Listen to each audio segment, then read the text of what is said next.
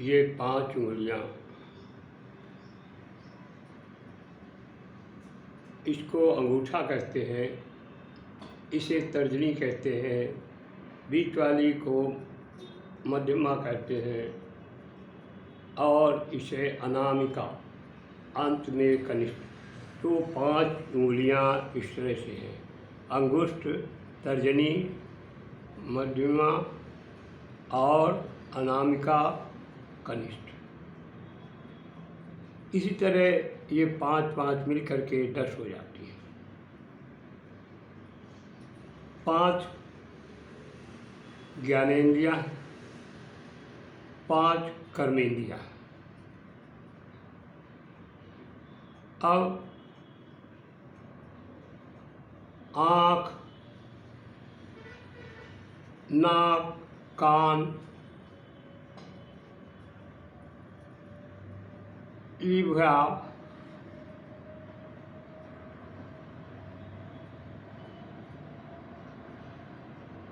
और ये त्वचा, ये ज्ञानेंद्रियां हो गई। कर्मेंद्रियों में हाथ, पैर, शिशिम, गुदा और ये जिह्वा, ये 5 कर्म करते हैं, काम करते हैं। इन्हें कर्मेंद्रिय कहते हैं। 5 ज्ञानेंद्रिय, 5 कर्मेंद्रिय और एक मन। इस तरह से 11 के समूह को कहा गया है कि ये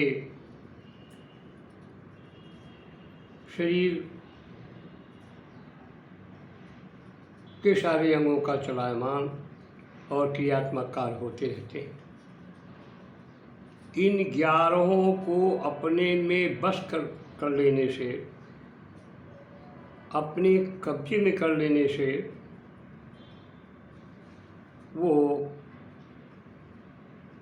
योग को परम सिद्धि प्राप्त कर लेता है। आइए, ये तभी सिद्ध हो सकते हैं जब हम ध्यान योग में बैठेंगे।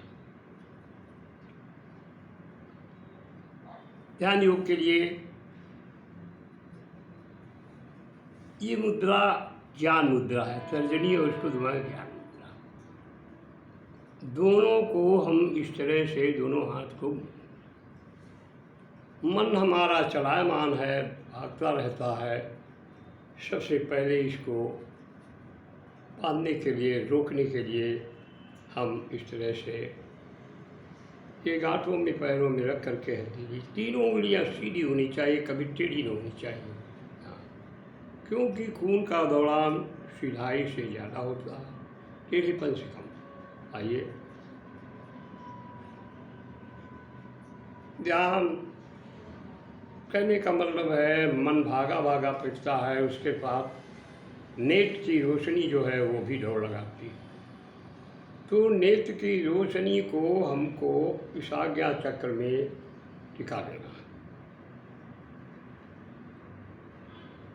रोक लेना है, और रोक करके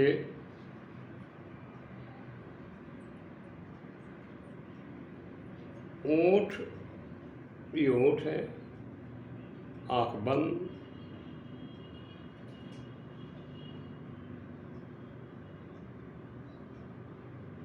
सीधा ऊपर उठते हुए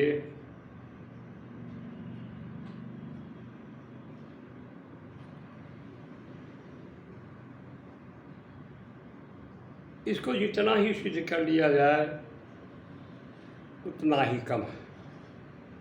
कहने का मतलब यह है कि इसको 10 मिनट, 15 मिनट, 20 मिनट, 1 घंटा, 2 घंटा, 4 घंटा, 5 घंटा,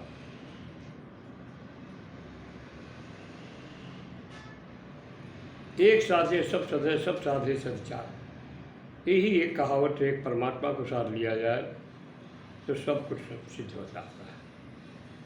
हम अगर मन को एकाग्र कर लिया तो मन के साथ चित्तवृत्तियाँ चलती हैं, चित्त भटकता रहता है और वही चित्त मन को रोक नहीं पाता। चित्तवृत्तियाँ नहीं रोक पाती तो मन और चित्त का एक योग है। तो ध्यान योग में रोकने से चित्तवृत्तियाँ रुकती हैं और फिर तो मन को स्टॉप लेने पड़ेगा।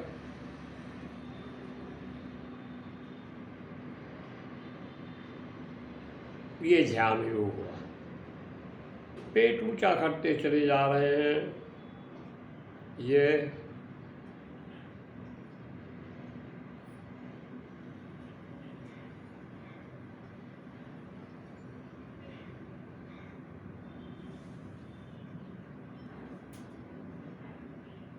अब हम सुखासन में बैठे थे,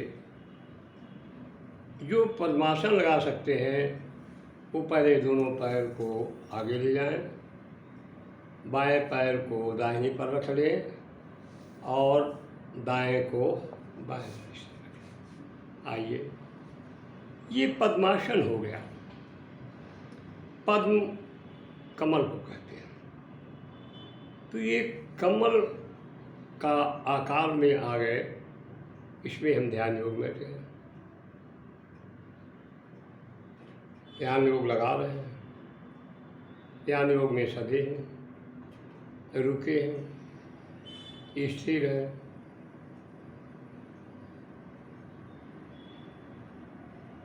मेरुदंड ये पीछे की दंड होती है।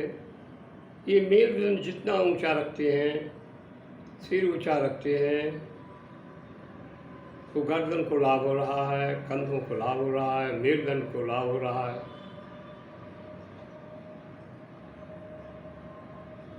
क्रिया वही है, नेत्र की रोशनी को आज्ञा चक्र में रोकना है।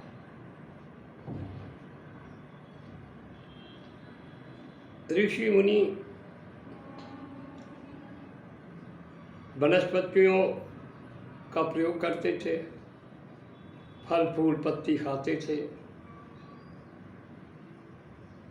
भोजन बहुत कम लेते थे, तभी उनकी सिद्धि होती थी, तभी वो लोग अपनी आयु को बढ़ा लेते थे, निरोगी होते थे। अब बोले ब्रह्मा जी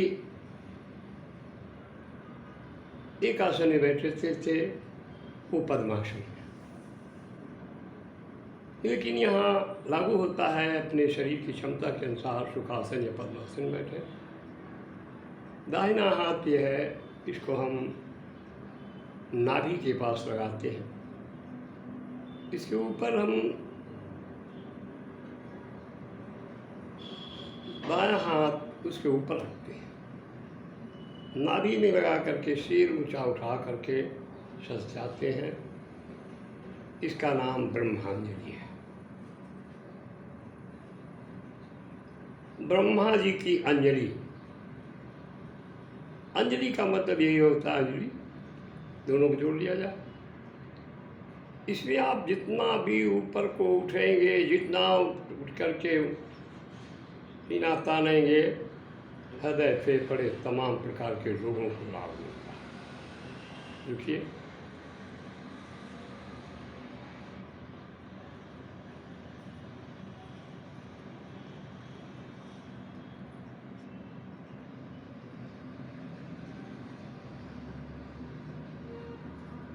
अब ब्रह्मांजलि के बाद में दोनों हथेलियाँ, ये है इनमें तापक्रम, इनमें गर्मी है, इनमें गर्मी है तो इनको मलिए जे,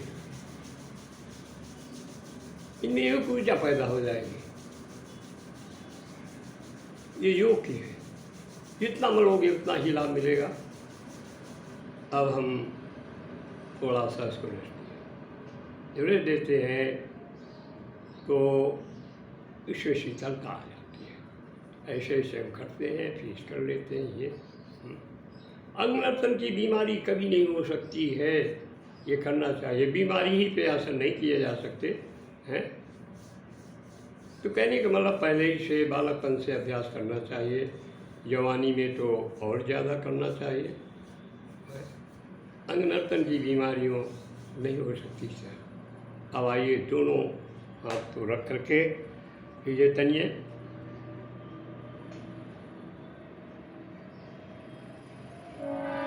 ये तनिए देखिए, कंधों को ताकत मिल रही है, हथेलियाँ के बल हैं, हथेलियों के सहारे हैं, गर्दन ऊपर उठ रहा है, गर्दन ऊपर उठाइए और उठाइए। ये सारे लाभ एक ही आसन से पूर्ण हो जाते हैं। बंधुओं, इनका अभ्यास कीजिए और मेरे जैसे योगराज की तरह स्वस्थ रहिए। स्वस्थ की कामना परमात्मा से करिए, ज़रूर ज़रूर आप लाभ पाएंगे। ओम